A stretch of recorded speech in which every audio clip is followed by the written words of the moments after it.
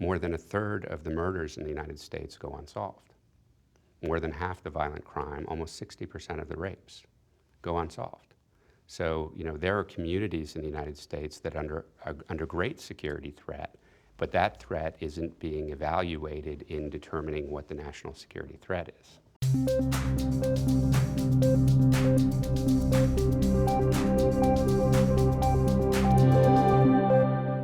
Hi, I'm Reihan Salam, and this is the Vice Podcast Show.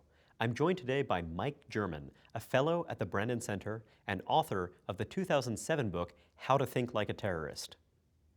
Mike, you've thought very deeply about the way the FBI works, about the way its power works, and also about the idea of threat inflation. So how should how should Congress try to tackle this problem?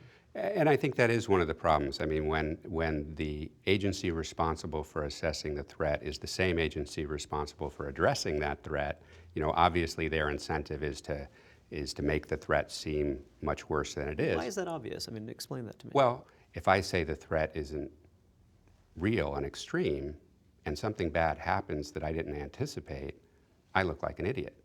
So I have to say everything's a threat. It was interesting right after 9/11 because they were going out to a lot of agencies like the Department of Agriculture and things that you wouldn't think had any counterterrorism issues and saying, what do you think the greatest terrorism threat is? And not surprisingly, they all thought the terrorist threat was to what they were doing, and so, obviously, if your job is to identify and address a threat, you're going to be hyper-vigilant in doing that. It's like those summers where the news starts reporting about shark bites in Florida, and all of a sudden it sounds like, wow, every other day there's a shark bite. What is this epidemic of sharks attacking people? And then what they always find is actually it's not that there's an increase, it's just that there's an increased perception because of increased reporting. And the increased reporting draws more attention, which then leads to more increased reporting. And if you look over time, there's not really big jumps in what's happening. So how would you separate the analysis piece from the enforcement piece? Well, I think you have to have some independence. So I think Congress has powerful tools and really should be more aggressive in using them. They have the Congressional Research Service, they have the Government Accountability Office, they have the committees that have their own investigative staffs. So they could do a lot of this analysis on their own. Unfortunately, they tend to leave that to the agencies to report to them what the threats are. These congressmen are dealing with a lot of issues. There are a lot of threats. I mean, that's what I was saying, that, as an FBI agent, I know there are a lot of threats out there. And, are we throwing so much emphasis on this threat, which is actually, a serious threat? Absolutely. I worked terrorism for 12 years. But, the failure to recognize other threats. I mean, one of the things in the latest report I wrote before I left the ACLU, it was kind of shocking when I looked into it. More than a third of the murders in the United States go unsolved. More than half the violent crime, almost 60% of the rapes, go unsolved. So, there are communities in the United States that are under great security threat, but that threat isn't being evaluated in determining what the national security threat is. So part of what you're saying is that only by having an independent agency that's doing this analytical work can you actually make trade-offs and choices in a kind of coherent way where you're treating these threats in a kind of comparable kind of way. Right, and also in a more objective way. That if my job isn't to address the threat, it's just to identify it, I don't have any basis for believing this is worse than that. I mean, perfect example, the FBI, beginning in the mid-2000s, about 2005, decided that the number one domestic terrorism threat, not from abroad, but internal, was the environmental rights activists. Now, there is certainly serious crime, and I'd even call it terrorism, that has been conducted by people who call themselves environmental rights activists, arsons, things like that, but they've never actually killed anyone. White supremacists and other far-right people like the type that I worked in those two cases actually kill certainly far greater than any other type of group, and yet we don't treat them, the FBI doesn't treat them as the same, and in fact says they're a subordinate concern to environmental rights terrorists. Do you feel optimistic that we as a society are getting a bit smarter and more sophisticated in thinking about the terrorist threat and other security threats, and that we might fulfill some of the goals that you'd like to see us fulfill? Right. I wasn't surprised when this type of activity happened immediately after 9/11, and there was but I'm kind of surprised the correction hasn't happened more quickly. And I think part of the reason is that we have become accustomed in the United States to having a secret part of our government that we don't really look at and that we're not supposed to look at, and we're supposed to just let them do what they do and not ask a lot of questions. That national security enterprise is really a post-World War II construction. It's not something that Americans generations before grew up with as we did. And I think that secrecy has made it much harder for the public to evaluate what the government is saying about these threats and how it's doing. So, in a large way, the Edward Snowden leaks have finally given the public some ability to make their own decisions. And I have great faith in the American people that if they get the right information, they can make the right choices and compel their representatives to make the right choices. I mean, one of the things I hear is that a lot of the congressmen who are now complaining about these authorities, even though they granted them, are being hypocritical. But that's actually how democracy works. The people weigh in and their representatives have to respond appropriately. Is it fair to say that the FBI's powers greatly expanded after 9/11 and that they really have continued to be as expansive as they were in those first few years, and that we really haven't clipped their wings and haven't actually reduced their authority all that much? Absolutely. I mean, their authority now is greater than it has been at any time since before the Attorney General guidelines were put on them after the COINTELPRO, J. Edgar Hoover era. The public and the Congress, for sure, needs to do a much more aggressive look at what the FBI is doing. I mean, one of the things with the NSA program that Edward Snowden leaked, for some reason we call that an NSA program. That's actually an FBI program. The FBI is the one who gets the orders to get the information, but then directs that the information is turned over to the NSA. The NSA does their mashing and dashing through the data and then provides the scoops of data they get out to the FBI. So the FBI is hip deep in all of these different abuses. We looked at the CIA torture program. There's a 400-page Inspector General report about the FBI's involvement in the abuse of detainees. Sounds like the FBI is pretty good PR. They have great PR, and for good reason. I mean, they do a lot of really incredibly great work, and particularly in the criminal justice side, we all rely on them to keep our communities safe. So I would never say that the FBI isn't a fine organization. It's just like any organization. It needs to have strong guidelines so that they stay within the limits, and it needs to have oversight. We all have a room in our house that gets dirty, and when guests come over and you clean up the rest of the house, not when you just shut the door and don't let anybody in. The same way with our intelligence community. We got a peek at the disarray there at 9/11, and everybody was very angry that this enterprise was so disorganized. But since then, rather than opening the shades and getting a clean look at what's wrong, we've closed the shades even tighter, thrown money and manpower and more authority into that room without looking at seeing how it's actually operating. And whenever there is any sort of intelligence failure, the congressmen love to scream intelligence failure, and there's an investigation.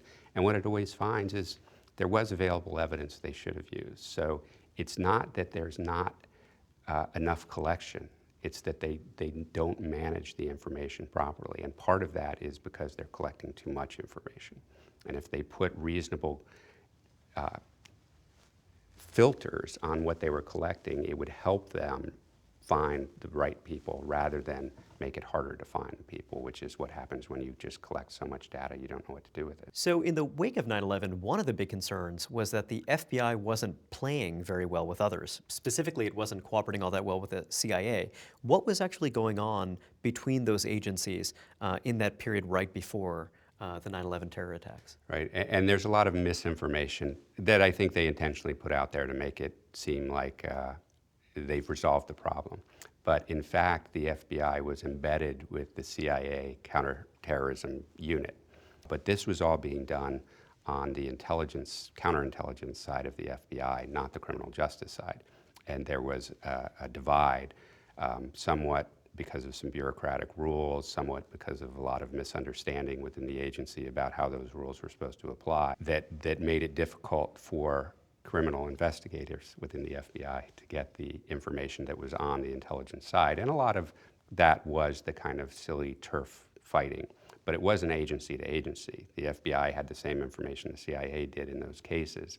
It's just that it didn't pass over to the criminal justice side of the FBI, where it could have, because they were actually doing active criminal investigations of related persons because of the Cole bombing and the East Africa Embassy bombings. So this idea that there was a legal wall that prevented that is not really true. And the 9/11 Commission actually makes that report. It was a lot of misunderstanding about this thing, this bureaucratic rule they called the wall. And in fact, the information, particularly about Khalid al-Mihdhar, who was one of the terrorists who was living in San Diego, could have been given to the criminal investigators working the case because they already had a case. You know, it wasn't that they weren't doing the investigation. You know, there were a lot of problems, but it wasn't that the CIA and the FBI weren't talking. It was just mismanagement of information and mismanagement of resources. Did the reforms that we put in place after 9/11 actually help with that mismanagement problem? No, actually, I think it made it worse. And if you look at the Fort Hood shooting as an example, William Webster put together a commission to examine that incident to see what Remind mistakes. us of the Fort So the Fort Hood shooting was an Army Major, Nidal Hasan, who went to I guess where they were planning to deploy to Afghanistan and shot a lot of his fellow soldiers. A number of people died. Mm-hmm. It turned out the FBI had actually investigated Nidal Hasan because he had sent some emails to Anwar al-Awlaki, who was on the FBI's radar as a potential suspect in Yemen. So the question became, why was this missed? And, you know, part of it is unfair. You know, nobody can predict the future. And no matter how good an investigator you are, you can't predict the future. And we shouldn't expect these agencies to predict the future in every case. And we shouldn't hold them to that standard.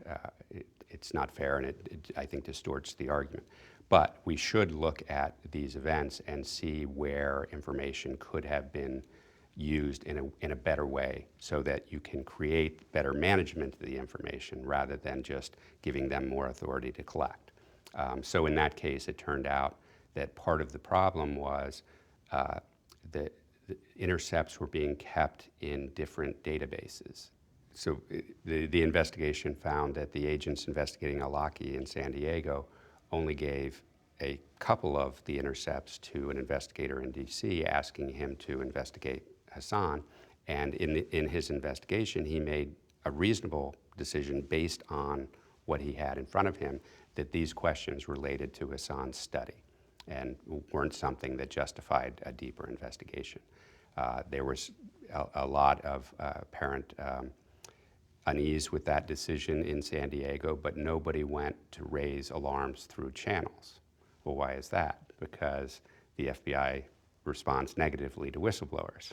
So, you know, you have these sort of competing interests within the FBI that make it harder for information to get where it needs to go more reasonably. And, you know, whether having the additional 15 intercepts would have made a difference, nobody can know. But certainly knowing that those 15 intercepts that the FBI had sitting in a computer weren't used in evaluating how deeply they had to investigate this individual is something that I think we need to talk about, and not necessarily to lay blame unless there's, you know, actually malfeasance, but at least to understand how we build better management structures. But unfortunately, that's never part of the conversation. The Webster Commission just suggested that Congress give the FBI more authority.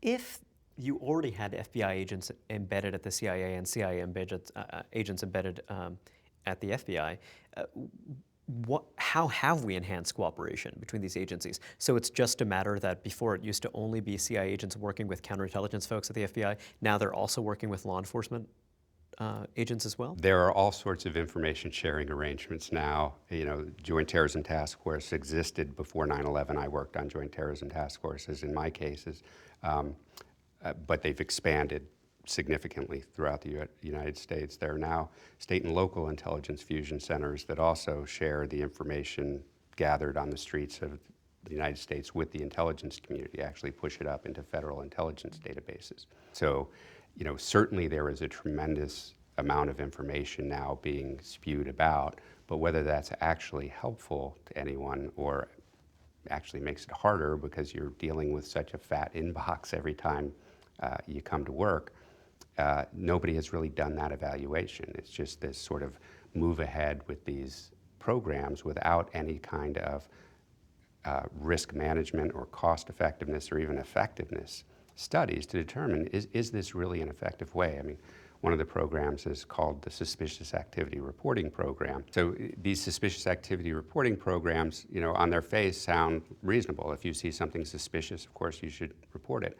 But they go on to define what is suspicious. And in these programs, what they say is suspicious is note-taking, drawing diagrams, taking photographs or videotapes. So the videotapes here are suspicious in and of themselves, and suspicious and related to terrorism. So what that causes is a bit of hysteria and over-reporting. So at the ACLU, we did FOIAs and litigation and uncovered about 300 suspicious activity reports, which isn't a lot, so we can't say that this is an example of everything they do, but we found significant evidence that it targets people based on their race or religion. A Muslim person buying a large amount of water. Now, when I was doing terrorism work, I made some bombs with these guys. Never heard of a bomb you could make with water. A water balloon maybe, but not a bomb. Why that would be suspicious, why that person's information would be collected and put into a database that goes to the State and Local Fusion Center and then is uploaded into FBI databases and databases run by the Director of National Intelligence. Let's say this person later wants to apply for a federal job, but there's this suspicion that was created because he bought water. How do you ever clear that suspicion? We get a tremendous number of reports of photographers who are out taking photographs of what they want to. They'll be approached by police, told this is suspicious activity, have their information collected, told that they would be reported to federal databases, in one case told we would be put on a terrorist watch list. So it's this incredible waste where, again, there are violent crimes out there. There are murders, there are rapes. There are things for the police to be doing. Spending time on this nonsense is problematic at the initial stage. And using this grant of authority not to actually look for real threats, but to harass people they don't like, right? So they go after people that, I don't like the way you look, whether that's because of your race or religion or because you're dressed like a hippie or whatever. It's just this opportunity. So if you go online and search for these photographers' rights groups have sprung up, they have videotapes of these encounters, and they're really quite astonishing, the attitude that some of these police officers bring to these interactions that aren't based on anything justifiable. But that's not even the worst of it. Then, a week or two later, they actually get visited by an FBI agent or DHS agent who wants to question them again about the activity. And some of these photographers get visited time and time again. So, it's this black hole of resources, and the information is uploaded into these databases where who knows how it might affect you and whether that might, make it difficult for you to get a federal job or, put you on a watch list or, create some other long-standing problem that, like Clark Kerr, you never really know why you're not getting the job. You don't know why you weren't granted this license. You don't know why your security clearance was pulled. And it's because there's this program that collects information for no good purpose. When you joined the FBI, what was the culture of the organization in the sense that what was the perception of what you had to do as an FBI agent to get ahead within the organization? If you wanted to climb the ranks, if you wanted to enter leadership, what were the kind of things you ought to do as an agent to kind of attract positive attention? Right. So the FBI leadership is interesting. You can stay an FBI special agent, street investigator your whole career and get periodic annual raises so that you actually make a very nice living as an agent, and you stay an agent your whole career. And in the field offices, those agents with 10, 15, 20 years of experience are really the go-to people for everyone, not just the younger agents, but the supervisors and the special agents in charge. They command a lot of respect. Absolutely, because they really know how to investigate the cases, what the rules are, how to play this They're game. kind of like the elite law enforcement agents in the country. I mean, I think Absolutely. that people in local law enforcement, I mean, everyone looks up to these guys. Absolutely. I mean, not that there aren't very good law enforcers in these other agencies, but clearly those brick agents, you called them, were the heart of the FBI. So management was a completely separate structure where you only had to have 3 years of experience to volunteer to go to be a manager. And it's the type of thing where, as a young agent coming up, walking into the door, thought I'd like to, rise in the ranks and become somebody important. But as I started working there, I realized, the government gives me a gun and a badge and authority to poke my nose into other people's business and find the bad guys, and a car and, a tremendous amount of freedom, and you can actually do really good work. And I thought that sounds pretty cool. Trading that for sitting at a desk with an inbox and an outbox and pushing paper from one to the other. And you just have to deal with other people's crises. Right, You have to deal exactly. with problems other people created. Right, and the dangerous thing is there's a hand grenade in that inbox somewhere. There's this stack of paper, and one of the things your agents are asking to do is going to end up to be trouble. And if it gets to the outbox with your initials on it, that's your trouble. And if it goes up and your boss initials it, that doesn't reserve, it's still going to come down to you. So who's crazy enough to want to be a manager? Right, exactly. So the type of people who tend to go into that tend to be people who like the idea of being a boss, as opposed to having great experience in law enforcement. So and there were great bosses in the FBI. I don't mean to at all suggest that there weren't good supervisors, but it was a different kind of mindset where it was more of a climber. So because they were more climbers, they tended to have more of a go along and get along attitude, and especially more of a sort of yes man attitude, where if their boss told them to do something, they were going to do it whether it was the right thing Got to it. do So or if not. you're in a position to raise some objection, you know what, I don't like how this is going, even if it's something that the higher ups like Right. and are endorsing or trying to push through, you're not actually making friends, you're not actually facilitating that upward mobility by doing that. Right, exactly. You're going to be seen as somebody who's hard to manage. What kind of work were you doing in this era? I did a lot of undercover work, particularly undercover work in domestic terrorist organizations. So it was, part of my education on this was getting involved in the type of activity that had often gotten the FBI in trouble in the past. Was this considered part of the national security work of the FBI, or was this considered part of the law enforcement work? It was considered part of the law enforcement work, and it's an interesting question because, when terrorism became an issue in the 70s and 80s, the FBI didn't really know what to make of it. And, is this a national security threat or is it a criminal threat? And finally decided that they would split the baby. And if it was terrorism that was initiated by a group that was overseas, that was considered a national security issue. Soviet-backed Red Army faction, Cuban, something like that, then Right. it's not. I mean, even if it was Canadian, if they originated overseas, they were. I've been warning people about the Canadian threat Exactly. for years. But if it was domestic group, it was treated as a general criminal matter. So when I was working domestic groups, I had to have a criminal predicate to justify all of my investigations, and particularly working undercover. Anytime you wanted to turn the case in the direction of particular individuals, you had to have individualized predication to justify that. But you had to have hard evidence that they're in fact working on this, rather than just the sentiment. Not hard evidence. All you needed was a reasonable suspicion. So you needed articulable facts to support a reasonable suspicion. Now, as I've often said then and now, most agents will get up out of bed pretty suspicious. So it's not exactly a hard standard to meet, but it did require some thought. The first investigation I worked on undercover was a neo-Nazi investigation. And I thought, they're neo-Nazis. That we're the good guys, they're the bad guys. What's the trouble here? But then as I applied the standard, I realized it actually was a very effective investigative technique, that it required me to sit down and say, okay, I met 10 people today. 2 of them were the subject of my investigation. 4 of them gave clear indications, or I have some other evidence in the investigative files to suggest that they are themselves involved in the criminal activity.